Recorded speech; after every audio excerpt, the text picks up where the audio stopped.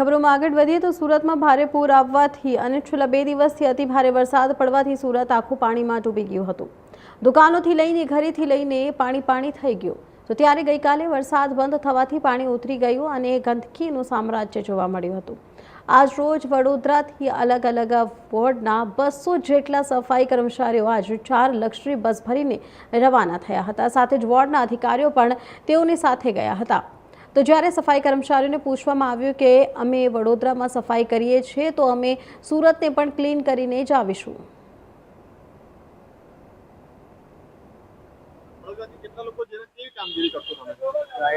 બસો દેખાય છે, 4 બસો છે બરાબર।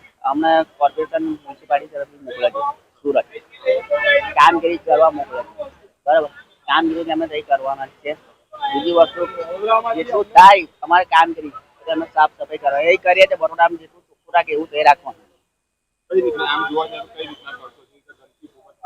હા, બધું જ ક્લિયર કરવાનું કામ મોકલાય આની માટે કામગીરી કરવા માટે। હા, અમે 3 લક્ઝરી ઉપાડી છે સુરત જવા માટે। બધા વડોદરાના કર્મચારી છે અને અમે સુરત જઈ રહ્યા સફાઈની કામગીરી કરવા। ત્યાં ઘણો બધો મોટો પૂર આવેલ છે। આજુબાજુના ગામના નીચેના વિસ્તારોમાં ઘણો બધો પાણી ભરાઈ ગયેલ છે। તો અમે લોકો આજ રોજ બધા ત્યાં સુરત જઈ રહ્યા છે। વડોદરામાંથી 3 લક્ઝરી બસ ઉપાડી છે, એમાં કર્મચારી ભેગા મળી। હા, બસ જે વડોદરામાં થાય છે એ રીતે અમે સુરતમાં બી કામગીરી આપીશું અને વડોદરાનું